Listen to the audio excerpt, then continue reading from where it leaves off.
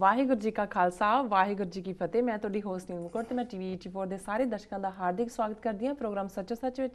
ਰੋਜ਼ਾਨਾ ਦੀ ਤਰ੍ਹਾਂ ਤੁਹਾਡੇ ਤੇ ਸਾਡੇ ਹਰਮਨ ਪਿਆਰੇ ਡਾਕਟਰ ਅਮਰਜੀਤ ਸਿੰਘ ਜੀ ਮੇਰੇ ਨਾਲ ਬੈਠੇ ਹੋਏ ਨੇ। ਆਓ ਨਾਲ ਮਿਲ ਕੇ ਪ੍ਰੋਗਰਾਮ ਸ਼ੁਰੂ ਕਰਦੇ ਹਾਂ। ਜੀ ਡਾਕਟਰ ਸਾਹਿਬ, welcome to our show. Thank you ਜੀ ਡਾਕਟਰ ਸਾਹਿਬ, ਅੱਜ 12 ਸਤੰਬਰ 2014 27 ਭਾਦੂ ਨਾਨਕਸ਼ਾਹੀ ਸੰਮਤ 546 ਦਾ ਦਿਨ ਹੈ। ਇਸ ਤੋਂ ਪਹਿਲਾਂ ਕਿ ਮੈਂ ਆਪਣੇ ਪ੍ਰੋਗਰਾਮ ਦੀ ਸ਼ੁਰੂਆਤ ਆਪਣੇ ਦਰਸ਼ਕਾਂ ਵੱਲੋਂ ਆਈਆਂ ਈਮੇਲ ਤੇ ਮੈਸੇਜ ਨਾਲ ਕਰਾਂ, ਤੁਸੀਂ ਸਾਡੇ ਦਰਸ਼ਕਾਂ ਨੂੰ ਦੱਸੋ ਅੱਜ ਦਾ ਕੋਈ ਅਹਿਮ ਮੁੱਦਾ। ਦੇਖੋ, ਅੱਜ ਮੈਂ ਸਕਾਟਲੈਂਡ ਦੇ ਰੈਫਰੈਂਡਮ ਦੇ ਉੱਤੇ ਹੀ ਗੱਲ ਕਰਾਂਗਾ। 18 ਸਤੰਬਰ ਨੂੰ ਵੋਟਾਂ ਪੈ ਰਹੀਆਂ ਨੇ ਜੀ। ਬੇਸ਼ੱਕ ਜਿਸ ਕਿਸਮ ਦਾ ਮਾਹੌਲ ਹੈ, ਇੰਗਲੈਂਡ ਨੇ ਆਪਣੀ ਸਾਰੀ ਤਾਕਤ ਉੱਥੇ ਝੋਂਕੀ ਹੈ, ਤਿੰਨੋਂ ਹੀ ਪੋਲੀਟੀਕਲ ਪਾਰਟੀਜ਼ ਦੇ ਲੀਡਰ ਉੱਥੇ ਬੈਠੇ ਨੇ। ਔਰ ਅੱਜ ਇੱਕ ਹੋਰ ਪੋਲ ਆਇਆ, ਉਹਦੇ 'ਚ ਯੂਨੀਅਨਿਸਟ ਕਿ ਜਿਹੜੇ ਇੰਗਲੈਂਡ ਦੇ ਨਾਲ ਰਹਿਣਾ ਚਾਹੁੰਦੇ ਨੇ ਉਹਨਾਂ ਨੂੰ 1% ਦੀ ਜਿਹੜੀ ਹੈ ਉਹ बढ़त ਦਿਖਾਈ ਗਈ ਹੈ ਕਿ ਵੀ ਉਹਨਾਂ ਦੇ 51% ਲੋਕ ਹੁਣ ਇੰਗਲੈਂਡ ਨਾਲ ਰਹਿਣ ਦੀ ਫੇਵਰ 'ਚ ਨੇ, 49 ਆਜ਼ਾਦ ਸਕਾਟਲੈਂਡ ਦੇਸ਼ ਦੇ ਹਾਮੀ ਨੇ। ਸੋ ਇਹ ਬੜਾ ਜਿਹੜਾ ਛੋਟਾ ਮਾਰਜਿਨ ਹੈ ਔਰ 2-3% ਪਲੱਸ ਮਾਈਨਸ ਹਮੇਸ਼ਾ ਹੁੰਦਾ। ਸੋ ਇਸ ਵੇਲੇ ਜਿਵੇਂ ਅੱਜ ਕੱਲ੍ਹ ਉਹ ਨਵਾਂ ਫਰੇਜ਼ ਉੱਥੋਂ ਦੇ ਸਾਊਥ ਏਸ਼ੀਅਨ ਮੀਡੀਆ ਨੇ ਕੱਢਿਆ ਵੀ ਕਾਂਟੇ ਕੀ ਟੱਕਰ ਹੈ ਜੀ। ਲੇਕਿਨ ਜਿਹੜੀ ਗੱਲ ਮੈਂ ਖੁਸ਼ੀ ਵਾਲੀ ਸ਼ੇਅਰ ਕਰਨਾ ਚਾਹੁੰਦਾ ਹੈ ਕਿ ਵੀ ਜਦੋਂ ਅਸੀਂ ਇਹਨਾਂ ਇਸ਼ੂਜ਼ ਨੂੰ ਲੈਂਦੇ ਅੱਜ ਇੱਕ ਇੰਟਰਨੈਸ਼ਨਲੀ ਸਿੱਖ ਕੌਮ ਦੇ ਵਿੱਚ ਅਵੇਅਰਨੈਸ ਹੈ, ਕਿਉਂਕਿ ਹਰ ਚੀਜ਼ ਇਸ ਕਿਸਮ ਦੀ ਡਿਵੈਲਪਮੈਂਟ ਨੂੰ ਅਸੀਂ ਖਾਲਿਸਤਾਨ ਦੇ ਹਵਾਲੇ ਨਾਲ ਦੇਖਦੇ ਹਾਂ ਔਰ ਬਹੁਤ ਸਾਰੇ ਸੂਝਵਾਨ ਵੀਰ ਭੈਣਾਂ ਵੀ ਇਸ ਲਾਈਨ ਦੇ ਉੱਤੇ ਦੇਖਦੇ ਨੇ, ਐਨਾਲਾਈਜ਼ ਕਰਦੇ ਨੇ। ਕੱਲ੍ਹ ਵੀ ਅਸੀਂ 2 ਈਮੇਲਸ ਫॉर ਔਰ ਅਗੇਂਸਟ ਦੀ ਇਸ ਦੇ ਉੱਤੇ ਪੜ੍ਹੀਆਂ ਸੀ। ਇੱਥੇ ਜਿਹੜਾ ਅਮਰੀਕਨ ਸਿੱਖ ਫੋਰਮ ਨਾਂ ਦਾ ਇੱਕ ਅੱਛਾ ਗਰੁੱਪ ਹੈ ਜਿਹਦੇ 'ਚ ਕਾਫੀ ਇੰਟੈਲੈਕਚੁਅਲਸ ਨੇ। ਉਹਨਾਂ ਨੇ ਰਾਦਰ ਸਿਰਫ ਗੱਲਾਂ ਕਰਨ ਦੀ ਥਾਂ 'ਤੇ ਜਿਵੇਂ ਅਸੀਂ ਆਪਣੇ ਘਰਾਂ ਜਾਂ ਦੂਸਰੇ ਕਰਦੇ ਹਾਂ, ਉਹਨਾਂ ਨੇ ਇੱਕ ਈਮੇਲ ਅਮਰੀਕਨ ਸਿੱਖ ਕਮਿਊਨਿਟੀ ਦੀ ਜਿਹੜੀ ਸਪੋਰਟ ਹੈ ਸਕਾਟਲੈਂਡ ਦੇ ਇੰਡੀਪੈਂਡੈਂਸ ਨੂੰ, ਉਹਨਾਂ ਦੇ ਮਿਸਟਰ ਐਲੈਕਸ ਸੈਲਮਨ ਜਿਹੜੇ ਉਹਨਾਂ ਦੇ ਫਸਟ ਮਿਨਿਸਟਰ ਨੇ, ਮੇਨ ਲੀਡਰ ਹੈ, ਉਹਨਾਂ ਨੂੰ ਲਿਖੀ ਜੀ। ਔਰ ਅਸੀਂ ਇਹ ਸਮਝਦੇ ਹਾਂ ਕਿ ਜਦੋਂ ਕੋਈ ਚੀਜ਼ ਲੋੜੀਂਦੀ ਹੁੰਦੀ ਹੈ ਉਸ ਦਾ ਰਿਸਪੌਂਸ ਕਿਵੇਂ ਹੁੰਦਾ। ਫੌਰਨ ਉਹਨਾਂ ਦੀ ਜਿਹੜੀ ਸਕਾਟਲੈਂਡ ਦੇ ਇਸ ਫਸਟ ਮਿਨਿਸਟਰ ਦੀ ਕੋਰਸਪੋਂਡੈਂਸ ਇੰਚਾਰਜ ਹੈ, ਉਹਨੇ ਫੌਰਨ ਉਹਦਾ ਜਵਾਬ ਵੀ ਦਿੱਤਾ। ਸੋ ਇਹ ਦਿਲਚਸਪ ਹੈ ਕਿਉਂਕਿ ਮੈਂ ਇਹ ਚਾਹਾਂਗਾ ਕਿ ਬੇਸ਼ੱਕ ਅਜੇ 18 ਤਰੀਕ ਤੱਕ ਪਹੁੰਚਦੇ ਹਾਂ, ਇੱਕ ਹਫ਼ਤਾ ਆਲਮੋਸਟ ਹੈ, ਵੀ ਜਿੰਨੇ ਵੀ ਵੱਧ ਤੋਂ ਵੱਧ ਆਪਣੇ ਵੀਰ ਭੈਣਾਂ ਉਹਨਾਂ ਨੂੰ ਲਿਖ ਸਕਦੇ ਨੇ ਈਮੇਲ ਸਪੋਰਟ ਲੈਟਰ ਦੀ ਤਰ੍ਹਾਂ ਕਿ ਵੀ ਅਸੀਂ ਤੁਹਾਡੇ ਕਾਜ਼ ਨੂੰ ਸਪੋਰਟ ਕਰਦੇ ਹਾਂ ਔਰ ਕਿਉਂਕਿ ਸਿੱਖ ਕੌਮ ਵੀ ਆਪਣੀ ਆਜ਼ਾਦੀ ਲਈ ਲੜ ਰਹੀ ਹੈ ਔਰ ਅਸੀਂ ਤੁਹਾਨੂੰ ਸ਼ੁਭ ਕਾਮਨਾਵਾਂ ਦਿੰਦੇ ਹਾਂ। ਮੈਂ ਸਮਝਦਾ ਵੀ ਭਾਵੇਂ ਇਹ 2-2 4-4 ਲਾਈਨ ਦੀਆਂ ਇੰਡੀਵਿਜੂਅਲ ਰਾਈਟਿੰਗਸ ਵੀ ਕੀਤੀਆਂ ਜਾਣ ਜੀ। ਜੇ ਗੁਰਦੁਆਰਾ ਕਮੇਟੀਆਂ ਔਰ ਆਰਗੇਨਾਈਜੇਸ਼ਨਸ ਆਪਣੇ ਲੈਟਰ ਹੈਡ ਦੇ ਉੱਤੇ ਵੀ ਉਹਨਾਂ ਨੂੰ ਜਿਹੜਾ ਹੈ, ਕਿਉਂਕਿ ਉਹ ਡਿਫਰੈਂਟ ਲੈਂਗੁਏਜ ਹੋਏਗੀ ਤਾਂ ਬਿਹਤਰ ਹੋਏਗਾ ਜੀ। ਲੇਕਿਨ ਇਹੀ ਕਿ we Sikh support your independence move and we wish you good luck as we ourselves are struggling for our own nation and we hope that Scotland will be a free country just। ਤੇ ਇਹਦੇ ਨਾਲ ਬੜੀ strength ਵੀ ਮਿਲੇਗੀ। ਔਰ ਜਿਵੇਂ ਅੱਜ ਹੀ ਕੁਝ ਸੱਜਣ ਸਾਨੂੰ ਮਿਲਣ ਆਏ ਹੋਏ ਸੀ ਤਾਂ ਕੋਈ ਗੱਲ ਚੱਲ ਰਹੀ ਸੀ ਤਾਂ ਇੱਕ ਨੇ ਵਿੱਚੋਂ ਕਿਹਾ ਕਿ ਜੀ ਉਹਨਾਂ ਦੀ ਹੋ ਗਿਆ ਸਕਾਟਲੈਂਡ ਇੰਡੀਪੈਂਡੈਂਟ ਜੀ। ਮੈਂ ਕਿਹਾ ਜੀ ਨਹੀਂ, ਅਜੇ ਤਾਂ ਤੁਸੀਂ ਪੜ੍ਹਦੇ ਨਹੀਂ ਹੋਏ, ਤਾਂ 18 ਨੂੰ ਵੋਟਾਂ ਪੈਣੀਆਂ। ਮੈਂ ਕਿਹਾ ਜਦੋਂ ਜਿੱਤ ਗਏ ਉਦੋਂ ਜੋ ਮਰਜ਼ੀ ਵਧਾਈਆਂ ਦੇਈ ਜਾਓ, ਉਦੋਂ ਨਹੀਂ ਹੁੰਦਾ। ਉਹ ਅੰਗਰੇਜ਼ੀ 'ਚ ਕਹਿੰਦੇ ਨੇ ਕਿ victory has many fathers, defeat is an orphan, ਕਿ ਜਿੱਤ ਦੇ ਤਾਂ ਕਈ ਬਾਪੂ ਹੁੰਦੇ ਨੇ। ਕੋਈ ਚੀਜ਼ ਤੁਸੀਂ ਜਿੱਤ ਜਾਂਦੇ ਹੋ, ਕਿੰਨੇ ਆ ਜਾਂਦੇ ਨੇ ਜੀ। ਮੈਂ ਇਹ ਕਿਹਾ ਸੀ ਜੀ ਅਮਕੇ ਨੇ, ਡਿਫੀਟ ਇਜ਼ ਐਨ ਔਰਫਨ, ਜਿਹੜੀ ਹਾਰ ਹੁੰਦੀ ਹੈ ਉਹ ਯਤੀਮ ਹੁੰਦੀ, ਕਿਉਂਕਿ ਹਾਰ ਦੀ ਜ਼ਿੰਮੇਵਾਰੀ ਕੋਈ ਨਹੀਂ ਲੈਂਦਾ। ਤੇ ਮੈਂ ਕਿਹਾ ਇਸ ਵੇਲੇ ਉਹਨਾਂ ਨੂੰ ਲਿਖੀ ਇੱਕ ਚਿੱਠੀ ਜਿਹੜੀ ਹੈ ਸਿੱਖਾਂ ਦੀ ਹਰ ਨੁੱਕਰ ਤੋਂ, ਇਹ ਉਹਨਾਂ ਦੇ ਲਈ ਇੰਨੀ ਵੱਡੀ ਸਾਡੇ ਪ੍ਰਤੀ ਗੁੱਡਵਿਲ ਹੋਏਗੀ ਜਿੰਨਾ ਤੁਸੀਂ ਬਾਅਦ 'ਚ ਭਾਵੇਂ ਉਹਨਾਂ ਨੂੰ ਸੱਦ ਕੇ ਜੋ ਮਰਜ਼ੀ ਕਹੀ ਜਾਓ, ਉਹਦਾ ਕੋਈ ਫਾਇਦਾ ਨਹੀਂ ਹੋਏਗਾ। ਸੋ ਇਹਨਾਂ ਨੇ ਡਾਕਟਰ ਅਰਵਿੰਦਰ ਸਿੰਘ, ਉਹਨਾਂ ਨੇ ਐਡਵਾਈਜ਼ਰ ਨੇ ਉਹ ਅਮਰੀਕਨ ਸਿੱਖ ਫੋਰਮ ਦੇ। ਸੋ ਉਹਨਾਂ ਨੇ ਇੱਕ ਜਿਹੜਾ ਪਿਛਲੇ ਦਿਨਾਂ 'ਚ ਉਹਨਾਂ ਨੂੰ ਲੈਟਰ ਲਿਖਿਆ, ਉਹਦੇ 'ਚ ਉਹਨਾਂ ਨੇ ਲਿਖਿਆ, dear honourable first minister Alex Salmond and deputy first minister Nicola Sturgeon, ਇਹ ਉਹਨਾਂ ਦੇ ਨਾਂ ਨੇ। ਫਸਟ ਮਿਨਿਸਟਰ ਦਾ ਐਲੈਕਸ ਸੈਲਮਨ ਹੈ, ਡਿਪਟੀ ਫਸਟ ਮਿਨਿਸਟਰ ਦਾ ਨਿਕੋਲਾ ਸਟਰਗਿਓਨ ਹੈ ਜੀ। The freedom loving diaspora Sikhs would like to extend their complete support for independence of Scotland, ਕਿ ਆਜ਼ਾਦੀ ਪਸੰਦ ਪਰਦੇਸੀ ਪ੍ਰਵਾਸੀ ਸਿੱਖ ਆਪਣੀ ਪੂਰੀ ਹਮਾਇਤ ਤੁਹਾਡੇ ਸਕਾਟਲੈਂਡ ਦੇ ਆਜ਼ਾਦੀ ਦੇ ਇਸ ਸੰਘਰਸ਼ ਨੂੰ ਦਿੰਦੇ ਨੇ। The tireless, sustained yes campaign by FM Alex Salmond and Nicola Sartorgian is inspiration to freedom-loving people everywhere. ਕਿ ਜਿਵੇਂ ਤੁਸੀਂ ਦੋਨਾਂ ਦੇ ਨਾਂ ਨੇ ਫਿਰ ਆਜ਼ਾਦ ਸਕਾਟਲੈਂਡ ਦੇ ਲਈ ਅਣਥੱਕ ਮਿਹਨਤ ਔਰ ਮੁਹਿੰਮ ਚਲਾਈ ਹੈ, ਇਹ ਦੁਨੀਆ ਭਰ ਦੇ ਸਾਰੇ ਹੀ ਜਿਹੜੇ ਆਜ਼ਾਦੀ ਪਸੰਦ ਲੋਕ ਨੇ ਉਹਨਾਂ ਦੇ ਲਈ ਬਹੁਤ ਵੱਡੀ ਇਹ ਜਿਹੜੀ ਹੈ ਇੰਸਪੀਰੇਸ਼ਨ ਹੈ ਜਾਂ ਉਹਨਾਂ ਨੂੰ ਉਤਸ਼ਾਹਿਤ ਕਰਦੀ ਹੈ। On behalf of North American Sikh organizations who are democratically pursuing their effort for separate Sikh homeland from Indian Union, we salute your tireless efforts in quest for freedom of Scotland. ਉੱਤਰੀ America ਦੀਆਂ ਸਿੱਖ ਜਥੇਬੰਦੀਆਂ ਜਿਹੜੀਆਂ ਕਿ ਲੋਕਤੰਤਰੀ ਤਰੀਕੇ ਨਾਲ ਆਪਣੇ ਆਜ਼ਾਦ ਸਿੱਖ homeland ਦੇ ਲਈ ਇੰਡੀਅਨ ਯੂਨੀਅਨ ਤੋਂ ਵੱਖ ਹੋਣ ਲਈ ਯਤਨ ਕਰ ਰਹੀਆਂ ਨੇ, ਅਸੀਂ ਤੁਹਾਡੇ ਇਹਨਾਂ ਅਣਥੱਕ ਯਤਨਾਂ ਨੂੰ ਪ੍ਰਣਾਮ ਕਰਦੇ ਹਾਂ ਔਰ ਇਹ ਜਿਹੜੀ ਤੁਹਾਡੀ ਚਾਹਨਾ ਹੈ ਸਕਾਟਲੈਂਡ ਦੀ ਆਜ਼ਾਦੀ ਦੀ, ਇਸ ਨੂੰ ਸ਼ੁਭਕਾਮਨਾਵਾਂ ਦਿੰਦੇ। Regardless of the outcome of referendum, our best wishes and prayers with you. 18 ਸਤੰਬਰ ਦੇ ਰੈਫਰੈਂਡਮ ਦਾ ਭਾਵੇਂ ਕੋਈ ਵੀ ਨਤੀਜਾ ਨਿਕਲੇ, ਫੋਰ ਜਾਂ ਅਗੇਂਸਟ, ਇਹਦੇ ਇਸ ਦੀ ਬੇਪਰਵਾਹ ਕੀਤੇ ਬਿਨਾਂ ਅਸੀਂ ਆਪਣੀਆਂ ਸ਼ੁਭ ਇੱਛਾਵਾਂ ਤੁਹਾਨੂੰ ਦਿੰਦੇ ਹਾਂ ਔਰ ਸਾਡੀਆਂ ਅਰਦਾਸਾਂ ਤੁਹਾਡੇ ਨਾਲ ਨੇ ਸਿੰਸੀਅਰਲੀ।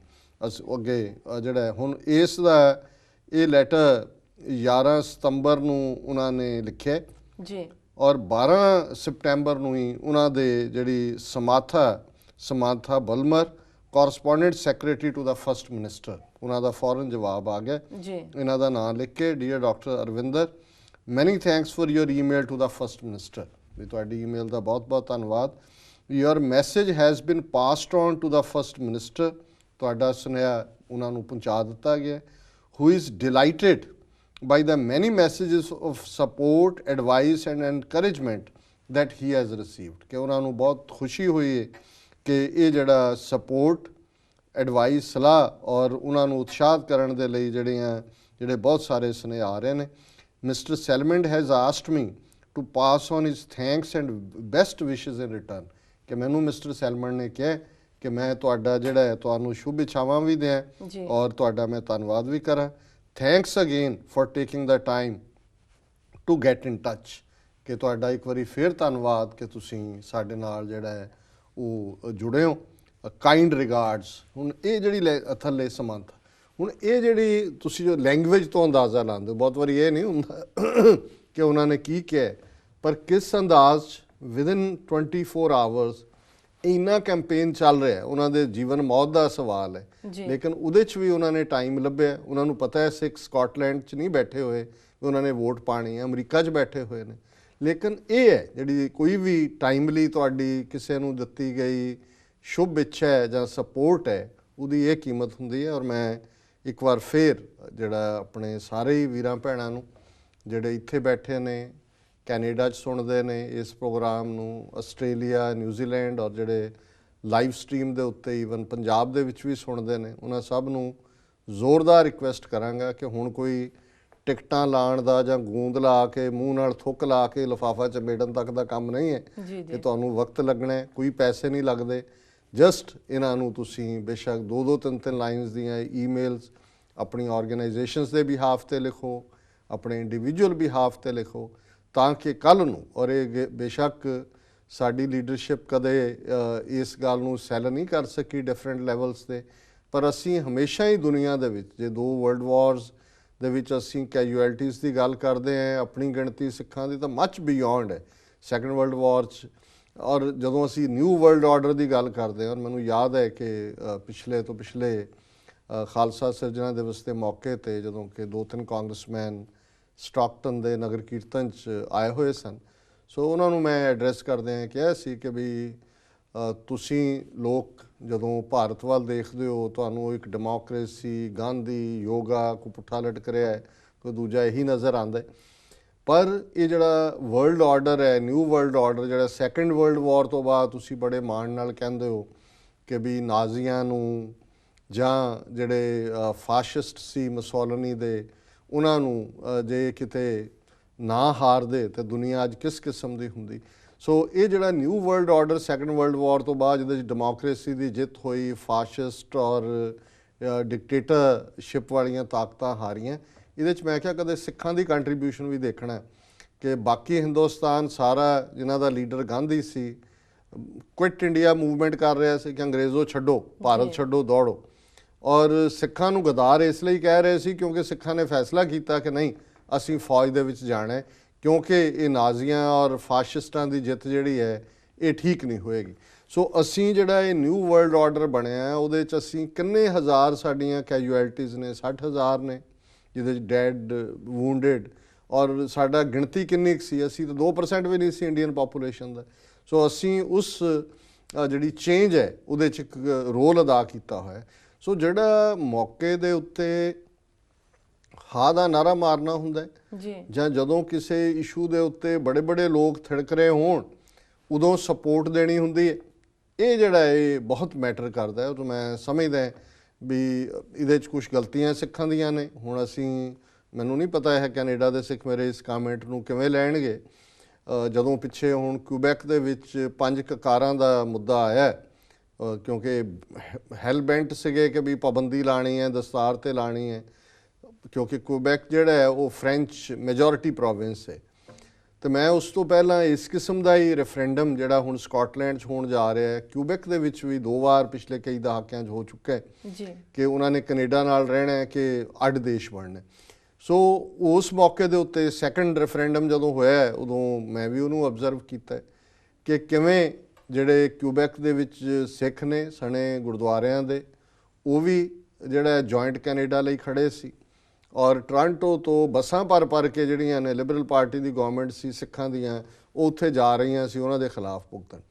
ਹੁਣ ਇੱਕ ਪਾਸੇ ਅਸੀਂ ਉਸ ਮੁਲਕ ਦੇ ਵਿੱਚ ਆਪਣਾ ਆਜ਼ਾਦ ਦੇਸ਼ ਮੰਗਦੇ ਹਾਂ, ਉਸ ਦੇ ਲਈ ਅਸੀਂ ਲੜ ਰਹੇ ਹਾਂ, ਕੁਰਬਾਨੀਆਂ ਹੋਈਆਂ ਨੇ।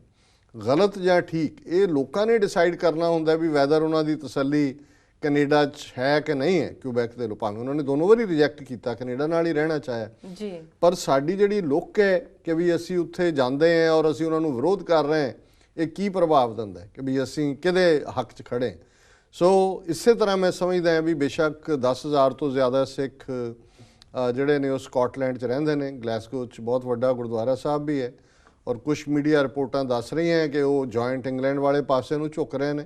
ਮੈਂ ਸਮਝਦਾ ਵੀ ਜੇ ਕਿਤੇ ਇਹ ਵੀ ਲੱਗਦਾ ਹੋਏ ਕਿ ਜੀ ਅਸੀਂ ਕਿਤੇ ਨਹੀਂ ਜਾਣਾ ਤੇ ਚੁੱਪ ਕਰਕੇ ਬੈਠੇ ਰਹੋ। ਔਰ ਲੇਕਿਨ ਇਸ ਸਟੇਜ ਦੇ ਉੱਤੇ ਜਿਹੜੇ ਖਾਲਿਸਤਾਨੀ ਐਕਟਿਵਿਸਟ ਨੇ ਦੁਨੀਆ ਭਰ 'ਚ ਉਹਨਾਂ ਦਾ ਇਹ ਫਰਜ਼ ਹੈ ਕਿ ਉਹ ਫੁੱਲ ਸਕੇਲ ਸਕਾਟਲੈਂਡ ਨੂੰ ਆਪਣੀ ਹਮਾਇਤ ਦੇਣ, ਇੰਡੀਪੈਂਡੈਂਸ ਨੂੰ। ਜੋ ਕੁਛ ਬ੍ਰਿਟਿਸ਼ਰਜ਼ ਨੇ ਕੀਤਾ ਔਰ ਉਹਨਾਂ ਨੂੰ ਇਹ ਮੈਸੇਜ ਵੀ ਜਾਏਗਾ ਬ੍ਰਿਟਿਸ਼ ਗਵਰਨਮੈਂਟ ਨੂੰ ਕਿ ਵੀ ਤੁਸੀਂ ਤਾਂ ਫੈਬਰਵਰੀ 84 ਤੁਹਾਡੀ ਮਾਰਗਰੇਟ ਥੈਚਰ ਨੇ ਉੱਥੇ ਆਪਣੇ ਜਿਹੜੇ ਨੇ ਉਹ ਸਪੈਸ਼ਲ ਐਲੀਟ ਯੂਨਿਟ ਦੇ ਬੰਦੇ ਭੇਜੇ ਦਰਵਾਜ਼ਾ 'ਤੇ ਹਮਲਾ ਕਰਾਉਣ ਲਈ, ਐਡਵਾਈਸ ਕਰਨ ਲਈ ਜੀ। ਔਰ ਮੈਂ ਸਮਝਦਾ ਵੀ ਸਾਨੂੰ ਜਦੋਂ ਅਸੀਂ ਇੱਕ ਗੱਲ ਇਹ ਨਹੀਂ ਹੁੰਦਾ ਕਿ ਵੀ ਤੁਸੀਂ ਆਪਣੇ ਲਈ ਕੁਝ ਹੋਰ ਮੰਗਦੇ ਹੋ ਤੇ ਦੁਨੀਆ ਦੇ ਜੇ ਦੂਜੇ ਮੰਗਦੇ ਨੇ ਤਾਂ ਤੁਸੀਂ ਉਹਨਾਂ ਦੇ ਅਗੇਂਸਟ ਖਲੋਂਦੇ ਹੋ। ਸੋ ਅਸੀਂ ਸਮਝਦੇ ਹਾਂ ਕਿ ਸਕਾਟਲੈਂਡ ਔਰ ਇਹ ਕੋਈ ਇਹ ਵੀ ਕੰਸਰਨ ਨਹੀਂ ਹੈ ਜੀ ਕਿ ਸਕਾਟਲੈਂਡ ਵਾਲੇ ਜਿੱਤਣਗੇ ਆਜ਼ਾਦੀ ਜਾਂ ਨਹੀਂ ਵੀ ਜਿੱਤਣਗੇ ਫਿਰ ਲੱਗੇ ਰਹਿਣਗੇ, ਫਿਰ 10-20 ਸਾਲ ਨੂੰ ਆਲਰੇਡੀ ਉਹਨਾਂ ਨੇ ਬਹੁਤ ਸਾਰੇ ਕੰਸੈਸ਼ਨ ਲੈ ਲਏ ਨੇ। ਰੈਫਰੈਂਡਮ ਦਾ ਕੀ ਨਤੀਜਾ ਨਿਕਲਦਾ ਹੈ that is not that important, ਪਰ ਇਸ ਵੇਲੇ ਸਿੱਖਾਂ ਦਾ ਸਕਾਟਲੈਂਡ ਦੇ ਇਹਨਾਂ ਲੋਕਾਂ ਨੂੰ ਹਮਾਇਤ ਦੇਣਾ ਗਲੋਬਲੀ ਡਾਇਸਪੋਰਾ ਸਿੱਖਾਂ ਦਾ, ਉਹਦੇ 2 ਫਾਇਦੇ। ਇੱਕ ਤਾਂ ਸਾਡੀ ਮੋਰਲ ਡਿਊਟੀ ਹੈ, ਸੈਕੰਡਲੀ ਜੇ ਸਕਾਟਲੈਂਡ ਇੱਕ ਆਜ਼ਾਦ ਮੁਲਕ ਬਣ ਜਾਂਦਾ ਹੈ ਤੇ ਫਿਰ ਜਿਹਨੂੰ ਕਹਿੰਦੇ ਨੇ ਵੀ ਬੱਲੇ ਬੱਲੇ ਵਾਲੀ ਗੱਲ ਹੁੰਦੀ ਹੈ ਕਿ ਭਾਈ ਸਿੱਖਾਂ ਨੇ ਕਿਉਂਕਿ ਹੁਣ ਤੁਸੀਂ ਇੰਡੀਅਨ ਸਿਸਟਮ ਦਾ ਦੇਖੋ ਕਿ ਕਿਵੇਂ ਹਿੰਦੂਤਵਾ ਵਾਲਿਆਂ ਨੂੰ ਡਰ ਖਾ ਰਿਹਾ ਸਕਾਟਲੈਂਡ ਦਾ। Sushma Swaraj external affairs minister ਹੈ, ਫੋਰਨ ਮਿਨਿਸਟਰ ਜੀ। ਉਹਨੂੰ 2-3 ਦਿਨ ਪਹਿਲਾਂ ਇੱਕ ਪ੍ਰੈਸ ਕਾਨਫਰੰਸ 'ਚ ਇੱਕ ਕੋਰਸਪੋਂਡੈਂਟ ਨੇ ਪੁੱਛਿਆ ਕਿ ਜੀ ਸਕਾਟਲੈਂਡ 'ਚ ਇਹ ਰੈਫਰੈਂਡਮ ਹੋਣ ਜਾ ਰਿਹਾ ਹੈ, ਇਹਦੇ ਬਾਰੇ ਤੁਹਾਡਾ ਕੀ ਖਿਆਲ ਹੈ? ਤੇ ਉਹਦੇ ਫੌਰਨ ਮੂੰਹ ਨਿਕਲਿਆ ਗੋਡ ਫੋਰਬਿਡ, ਰੱਬ ਨਾ ਕਰੇ ਕਿ ਇੱਦਾਂ ਹੋ ਜਾਏ ਕਿ ਸਕਾਟਲੈਂਡ ਇੱਕ ਅਲੱਗ ਦੇਸ਼ ਬਣ ਜਾਏ। ਫਿਰ ਉਹਦੀ ਐਡਵਾਈਜ਼ਰ ਸ਼ਜਾਤਾ ਉਹ ਕੋਲ ਬੈਠੀ ਸੀ, ਉਹਨੇ ਹੱਥ ਰੋਕ ਕੇ ਉਹਦੇ ਕੰਨ 'ਚ ਕੁਛ ਕਿਹਾ ਤੇ ਫਿਰ ਉਹਨੇ ਕਿਹਾ, ਕਹਿੰਦੇ ਨਹੀਂ ਇਹ ਸਕਾਟਲੈਂਡ ਦੇ ਲੋਕ ਜੋ ਵੀ ਡਿਸਾਈਡ ਕਰਨਗੇ it's for the people to decide and all. ਹੁਣ ਇਹ ਹੈ ਜੋ ਜਿਵੇਂ ਗੁਰੂ ਸਾਹਿਬ ਨੇ ਫਰਮਾਇਆ ਕਿ ਜੋ ਜੀ ਹੋਏ ਸੋ ਉਗਵੇ, ਮੂੰਹ ਕਾ ਕਿਹਾ ਵਾਓ, ਬੀਜੇ ਬਿਖ ਮੰਗੇ ਅੰਮ੍ਰਿਤ ਵੇਖੋ ਇਹੋ ਨਿਆਓ, ਕਿ ਜੋ ਜੀ ਹੋਏ ਸੋ ਉਗਵੇ। ਜਿਹੜਾ ਅੰਦਰ ਵੜਿਆ ਉਹ ਇੱਕਦਮ ਬਾਹਰ ਆ ਜਾਂਦਾ। ਹੁਣ ਉਹਨਾਂ ਨੂੰ ਨਜ਼ਰ ਆ ਰਿਹਾ ਹਿੰਦੁਸਤਾਨ ਦੇ ਹਾਕਮਾਂ ਨੂੰ ਕਿ ਸਕਾਟਲੈਂਡ ਦੀ ਫਰੀਡਮ ਦਾ ਮਤਲਬ ਹੈ ਖਾਲਿਸਤਾਨ ਦੀ ਆਜ਼ਾਦੀ, ਕਸ਼ਮੀਰ ਦੀ ਆਜ਼ਾਦੀ, ਨਾਗਾਲੈਂਡ ਦੀ ਆਜ਼ਾਦੀ। ਇਹ ਉਹਨਾਂ ਦੇ ਧੁਰ ਅੰਦਰ ਹੈ, ਪਰ ਜਿਹੜੇ ਫੋਰਨ ਉਹਨਾਂ ਨੇ ਕਿਹਾ ਕੱਲ ਨੂੰ ਸਕਾਟਲੈਂਡ ਦੇਸ਼ ਬਣ ਗਿਆ ਤਾਂ ਤੁਹਾਡੇ ਰਿਲੇਸ਼ਨ ਖਰਾਬ ਹੋ ਜਾਣਗੇ ਵੀ ਤੁਸੀਂ ਤਾਂ ਉਹਨਾਂ ਦੀ ਆਜ਼ਾਦੀ ਦਾ ਵਿਰੋਧ ਕੀਤਾ ਸੀ ਜੀ। ਸੋ ਮੈਂ ਸਮਝਦਾ ਹਾਂ ਵੀ ਜੇ ਦੁਸ਼ਮਣ ਨੂੰ ਇਹ ਨਜ਼ਰ ਆਉਂਦਾ ਹੈ ਕਿ ਇਹਦੀ ਇੰਪੋਰਟੈਂਸ ਕੀ ਹੈ, ਉਹ ਭੁੱਲ ਗਏ ਕਿ ਮੈਂ ਫੋਰਨ ਮਿਨਿਸਟਰ ਹਾਂ ਔਰ ਉਹਦੇ ਨਾਤੇ ਜਿਹੜਾ ਹੈ ਮੈਨੂੰ ਮੇਰਾ ਰਿਸਪੌਂਸ ਨਿਊਟਰਲ ਹੋਣਾ ਚਾਹੀਦਾ, ਤੇ ਅਸੀਂ ਕਿਉਂ ਨਹੀਂ ਇਸ ਹਮਾਇਤ ਦੇ ਵਿੱਚ ਨਿੱਤਰ ਸਕਦੇ। ਸੋ ਮੈਂ ਸਮਝਦਾ ਵੀ ਸਾਨੂੰ ਖੁੱਲ੍ਹ ਕੇ ਵੱਧ ਤੋਂ ਵੱਧ ਇਸ ਦੇ ਉੱਤੇ ਈਮੇਲਸ ਲਿਖੀਆਂ ਜਾਣ, ਮੈਸੇजेस ਦਿੱਤੇ ਜਾਣ, ਔਰ ਇਹ ਸਾਡੇ ਲਈ ਇੱਕ ਗੁੱਡਵਿਲ ਵੀ ਹੋਏਗੀ ਫਿਊਚਰ 'ਚ। ਔਰ ਮੈਂ ਸਮਝਦਾ ਵੀ ਸਾਡਾ ਇਖਲਾਕੀ ਫਰਜ਼ ਵੀ ਹੈ ਕਿ ਜਿੱਥੇ ਜਿੱਥੇ ਵੀ ਕੋਈ ਆਪਣੀ ਆਜ਼ਾਦੀ ਦੇ ਲਈ ਜੂਝ ਰਿਹਾ, ਅਸੀਂ ਹਮੇਸ਼ਾ ਹੀ, ਹੁਣ ਬੇਸ਼ੱਕ PLO ਦੇ ਹਵਾਲੇ ਨਾਲ ਕੋਈ ਯਾਸਰ ਅਰਾਫਾਤ ਕੋਈ ਸਿੱਖਾਂ ਦਾ ਹਮਾਇਤੀ ਨਹੀਂ ਸੀ ਜੀ। ਇੰਦਰਾ ਗਾਂਧੀ ਦੇ ਮਰਨ ਤੇ ਚੀਖ ਝਿਹਾੜਾ ਪਾਇਆ ਉਹਨੇ, ਉਹਦੇ ਸੰਸਕਾਰ ਤੇ ਵੀ ਗਿਆ, ਕੰਧ ਨਾਲ ਸਿਰ ਮਾਰ ਰਿਹਾ ਸੀ ਔਰ ਜੂਨ 84 ਵੇਲੇ ਸਪੋਰਟ ਵੀ ਕੀਤਾ ਸੀ। ਪਰ ਅਸੀਂ ਕਦੇ ਉਸ ਇੰਡੀਵਿਜੂਅਲ ਵੱਲ ਨਹੀਂ ਦੇਖਿਆ ਹੈ ਵੀ ਉਹਦਾ ਇੰਡੀਵਿਜੂਅਲ ਦਾ ਕੀ ਰਵੱਈਆ ਸੀ। ਅਸੀਂ ਹਮੇਸ਼ਾ ਫਲਸਤੀਨੀਆਂ ਦੇ ਕੌਜ਼ ਦੀ ਹਮਾਇਤ ਕਰਦੇ ਹਾਂ ਕਿਉਂਕਿ ਸਾਨੂੰ ਪਤਾ ਹੈ ਕਿ ਉਹ ਜਿਹੜੇ ਆਜ਼ਾਦੀ ਲਈ ਜੂਝ ਰਹੇ ਲੋਕ ਨੇ ਉਹਨਾਂ ਦੇ ਅੰਦਰ ਜਿਹੜਾ ਹੈ ਉਹ ਗੁਲਾਮੀ ਦੇ ਵਿੱਚ ਉਹਨਾਂ ਦਾ ਕੀ ਹਾਲ ਹੋ ਰਿਹਾ, ਗਾਜ਼ਾ ਜਾਂ 2000 ਤੋਂ ਜ਼ਿਆਦਾ ਸਿਵਿਲੀਅਨਸ ਦਾ ਕੀ ਹਾਲ ਕੀਤਾ।